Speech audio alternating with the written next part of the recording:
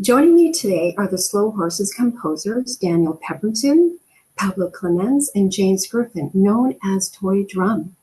They have been nominated for an Emmy for Season 3 for Best Original Score.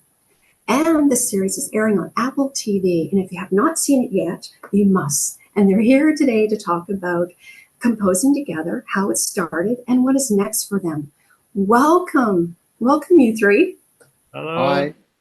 Hi. Now, I wanted to ask you, the first question is, what inspired you, three of you, to work together? Daniel? Well, I've kind of known Pablo forever, like from when I was almost like a teenager and he was DJing in clubs, which I was going to. And I got like approached about doing Slow Horses, but the difficulty I have is I kind of like being really obsessive about everything I do. And I don't like just taking jobs on and just not really caring about them. But the problem is I had all these other films on, and it was like, how can I take on a really big series? Because, they're like, each series is like 6 episodes, and it's kind of like doing 2 or 3 films at once. And I wanted to find someone to work with who kind of shared the sensibility, the sonic sensibility of what I was trying to achieve with the show, which was try and create something that didn't feel like sort of generic TV spy music. I wanted it to feel very different and have a different edge to it. And James and Pablo's work as Toydrum I always thought was very good and very under the radar. And I thought they'd be, really good collaborators to work with, and, help us all create a sound that felt very different for TV series. And I think that's what's been exciting about this is, I think by now, by season 3, people are really kind of understanding what we've been trying to achieve all through this show. Yes, that's wonderful. And Pablo, James, did you want to comment or add? Well, yeah, I mean, I guess like Dan said, and then I think we had a mutual friend also in the music supervision, which was Catherine Greaves.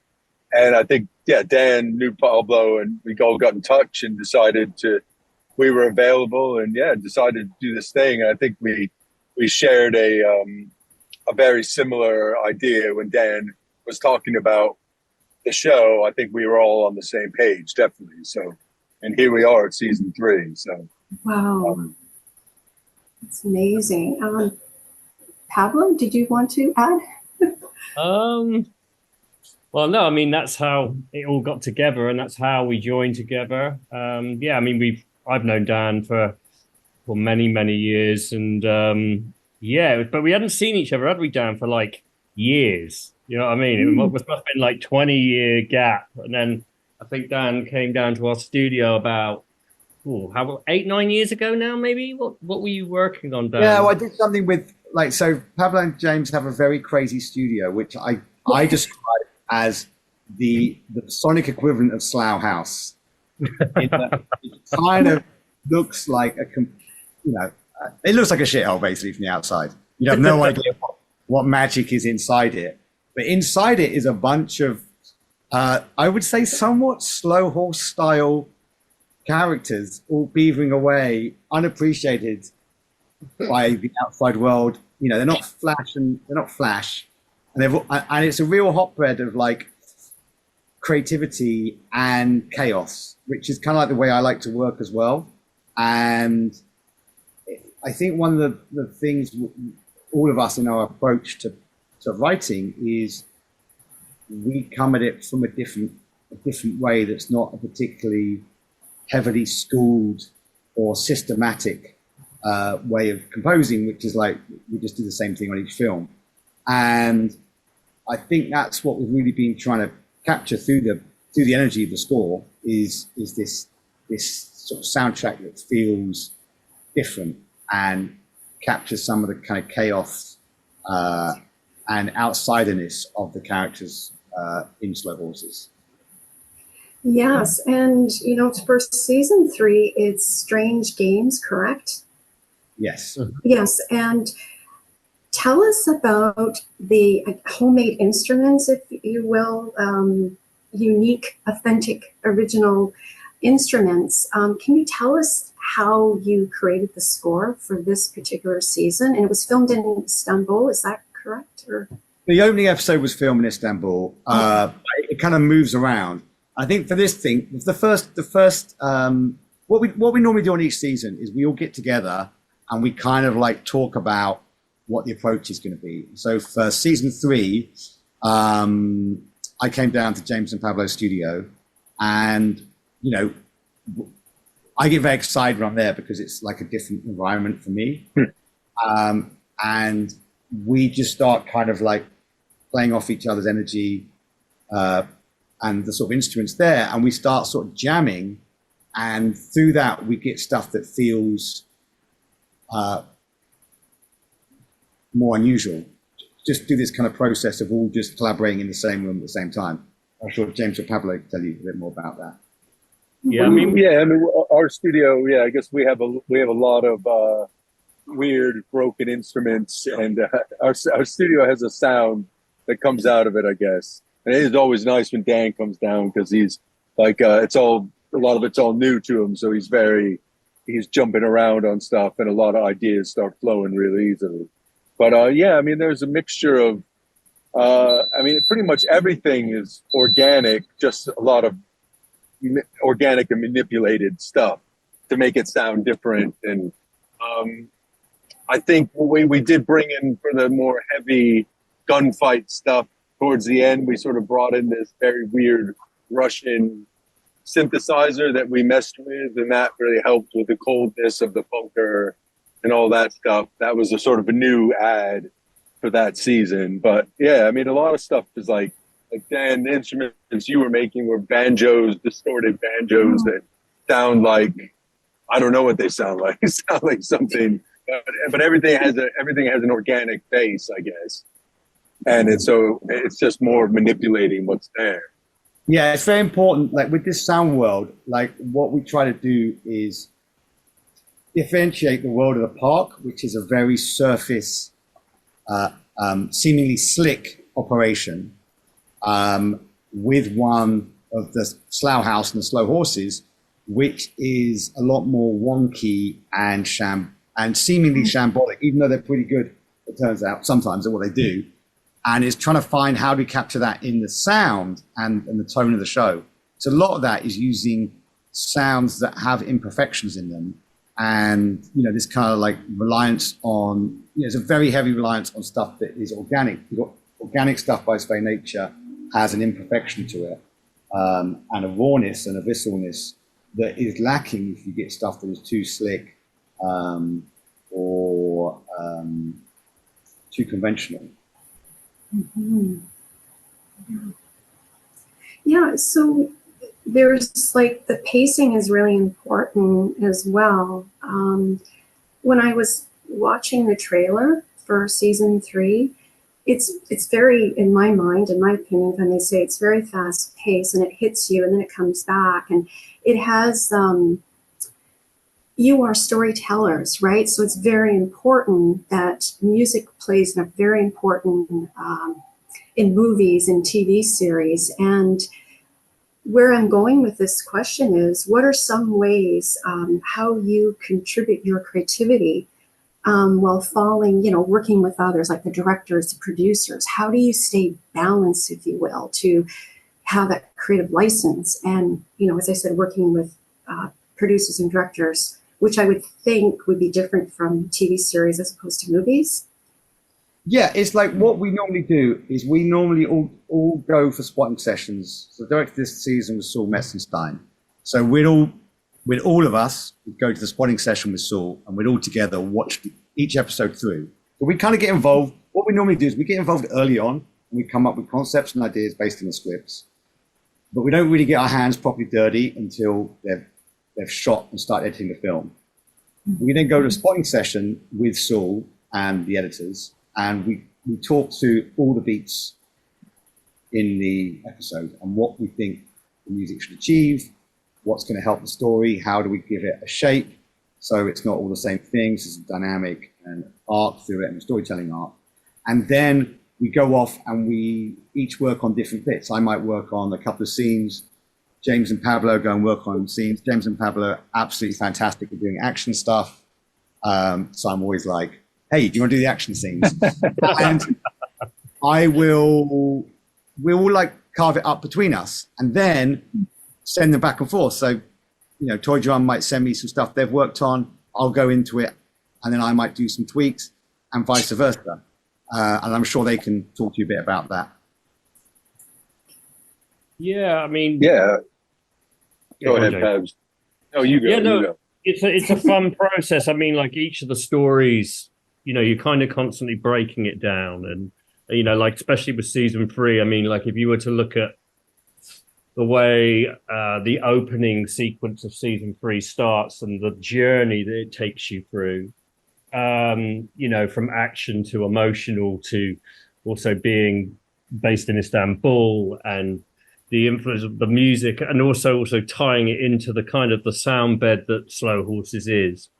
It's a real approach of, that part of the show is very different to even, 10 minutes later within it, so the story's always changing and the tone is good, and kind of moving always in different directions, especially with season 3. As it gets to the later seasons, it starts to get more, as it gets into the bunker, it gets more rawer and pulsing and heavier, I suppose. Yeah, I think in that first episode. I was just gonna. We have the sort of Istanbul traits of like there's like themes that we come up with. Like that kind of opening has a lot of seeds which get planted on later in the episode with some of the characters like Donovan. He has a theme, and so we kind of like try and work out what the key between us. What each episode has a sort of a theme running through it, alongside the sort of slow horses in the park.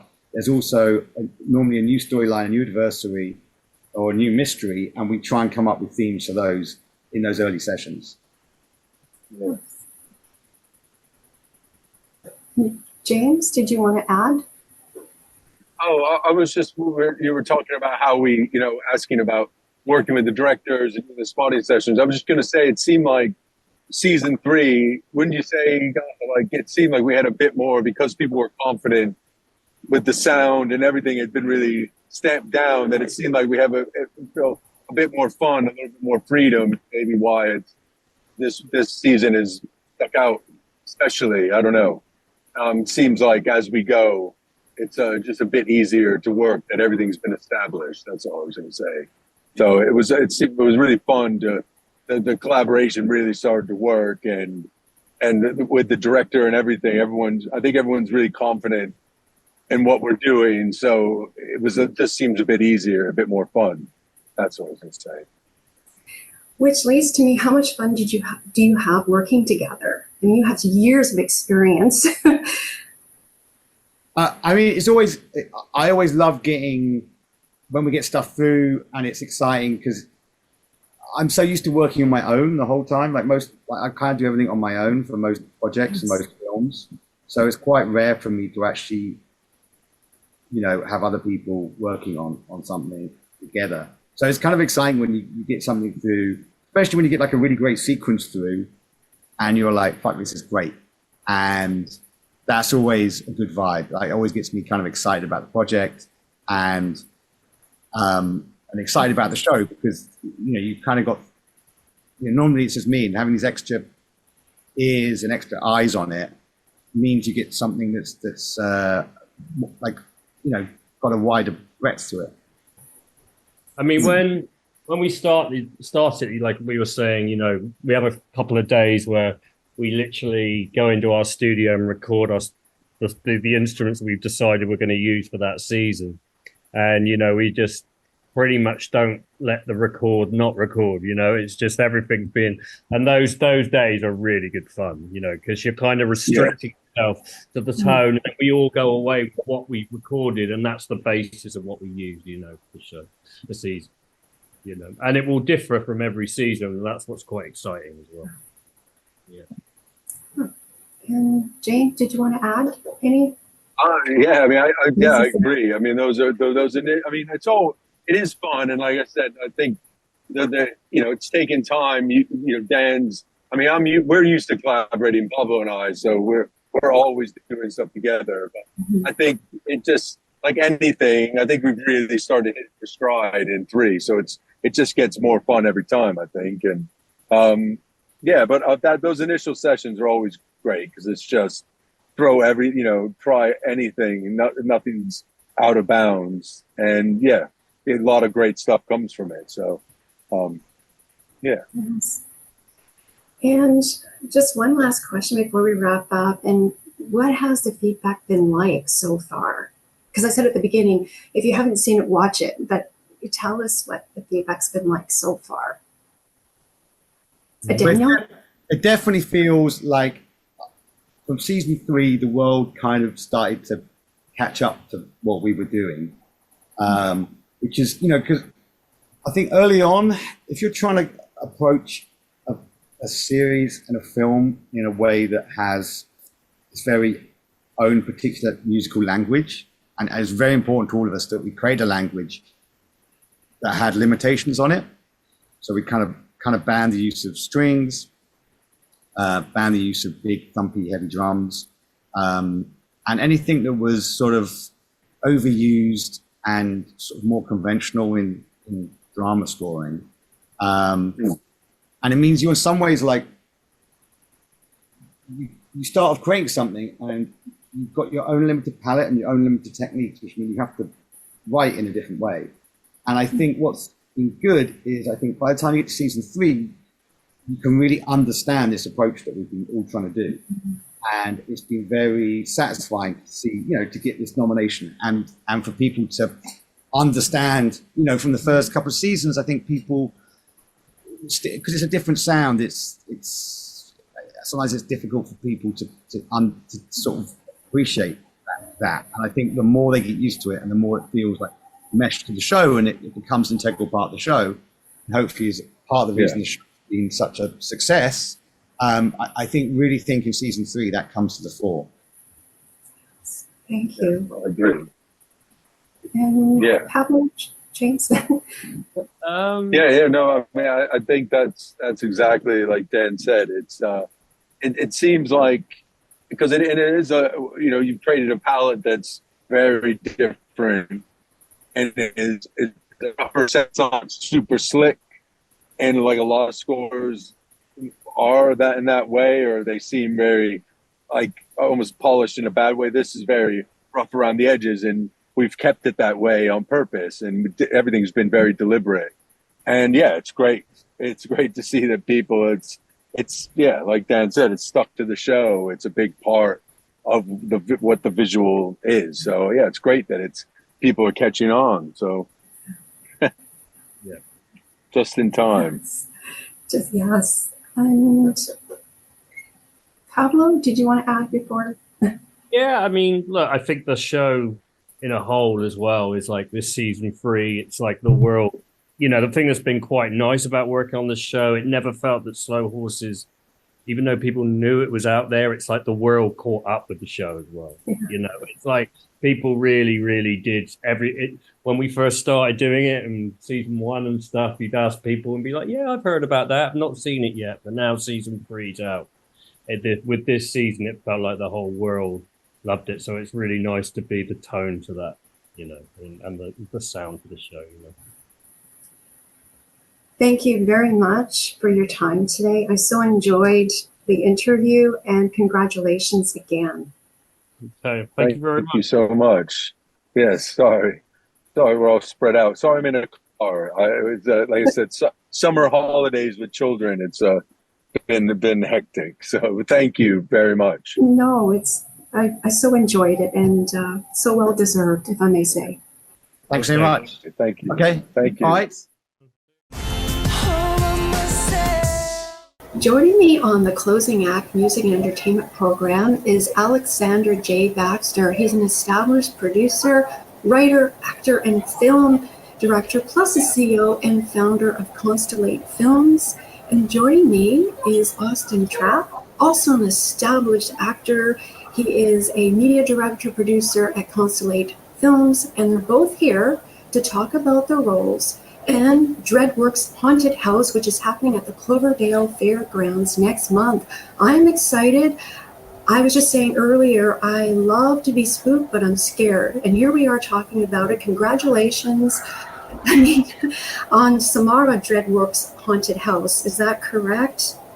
Yeah. Samara Studios is kind of the new immersive event company, and we're launching Dreadworks Haunted House at the Cloverdale. Oh my goodness. And I want to ask you, is this your first time working together, like on this project? I think it's huge. Yeah. I think that in this capacity, at least, Austin's produced with me for the last several years. But a lot of my creative team over here comes from the haunted attraction industry, and when this thing was kind of getting going, it was kind of a no-brainer to bring Austin on board with his experience in tourism, the film industry, which is we're kind of focusing on more of a cinematic approach to how we do things over here. So we're bringing in a lot of really talented film people to this, which is really awesome. Yes, and I would gather it's a lot of people are involved in this, huge, wonderful, Halloween haunted house. I mean, everyone likes to be. It is so cool. Like Halloween, is it popular in Canada as it is over like United States or globally? It's getting there. It's always one of those funny reference points where there's a handful of us haunters here in Canada as we kind of go by, but in the States, I would say comparatively speaking, it would you'd call it 200 versus 7,000. The market is here, but the lifeblood of the industry is just starting. There's some great ones out here. Fright Nights at the Peony, Cuckoo Creek in Surrey, Man Farm's The Scariest Corn Maze, and a few other, and Reapers in Chilliwack, and Deadmonton in Edmonton. There's a bunch of nice, juicy ones across Canada, but it definitely is a budding industry and one that's still very much growing as Halloween's kind of returning now as our generation that went trick-or-treating is now kind of aging up. There's more of a want in an adult sense for it. Yes. Adults want to be involved too, right? And it's cool. But I want to go back to, if I may, tell us about your roles. Mm-hmm. Whoever wants to go first. I can talk about what I do here with Dreadworks and Alexander. Is I'm the head of the media marketing, so securing interviews like people like yourself, and taking care of the social media, the day-to-day content, getting people excited about the overall operations and build of this event, because it is such a massive build. Like we have tons of staff working full-time building these sets, people that have worked in the film industry, have worked in the haunted house sector. So just getting people kind of a behind the curtain look at what we're building, and then ultimately just kind of tailoring to people's, because Alexander and I have been talking a lot about Halloween. It was at one point just a week, a night thing, and then a week thing, and then a month thing, but it's really becoming almost like a 24/7 thing, especially obviously for people like ourselves. But there's this trend of Summerween becoming a really big thing, so really playing into that. So we're just trying to get everyone excited about Halloween overall. Mm-hmm. Yes. Alexander? What was the question again? Oh, your role. It's a little bit of everything. I kind of, from an art side of things, when I got into the industry, I had to do kind of everything, from the behind the scenes to the front of house, acting with the actors, designing the sets, building the sets. Now it's kind of evolved into more general management, operations, creative vision, building the narratives, writing the stories, communicating to departments what needs to get done, and then the city side of things, the outreach side of things. Maintaining good relationships with anyone in the public body, the private sector, and just kind of creative corporate is a good way to put it. Yes, no, it's wonderful. And there's always room for, haunted houses and, what you're doing, but how is it different from, I understand it's a interactive, immersive, and But tell us, our viewers and listeners, like, how is it, going to be different from other haunted houses, like Fright Nights, if I may say? Yeah. So Fright Nights is a great example of a iconic Fraser Valley haunted house experience. It's the go-to event in everyone's Halloween roster. I would say it's different in the sense of there are two types of haunts. There are the immersive scene-based haunts, and then there are the conga line haunts. Now, a conga line haunt is the one in which you are put through in a lineup of people, and eventually there's a congestion point. You see the group in front of you, you see the scares, and it kind of ruins the experience, only because the want for Halloween is so large, but yet the footprint can't sustain it. And so someone like Fright Nights, who sees 7,000 or whatever the number is a night in customers, they have to put through a certain number of customers through a haunted house. And because of that, you get this conga line where it's just like body after body, and you can't really see the light at the end of the tunnel, so to speak. Whereas Dreadworks is based on a more immersive theater model, meaning that you and your group enter the haunted house alone, meaning that it is only you and your group and the actors at any given point in time in a 1 minute 30 plus scene that goes so on and so forth. So you never interact with another customer once you're in the event. And scarily, meaning that our whole shtick is, can you survive 40 minutes in the Dreadworks Haunted House? Because it's going to be one of the longest haunted houses, I think at least the longest in Canada. Wow, 40 minutes. I mean, can you adjust your scariness, if that makes sense? Like, if I'm into it, can I? I want to be scared, but I don't want to be that scared. Well, and because it's a full contact haunted experience, meaning like if you opt in to where we have 3 scare bands, one is they're all LED, so very high visibility for our actors. You either have green, orange, /yellow, or red. Green means go. Green means you opt for the scariest experience. It means the guests can separate you. They can move you down a hallway. They can interact with you in ways in which you probably have never had interacted in a haunted house before. Yellow means you want to be scared, but you don't want to be touched.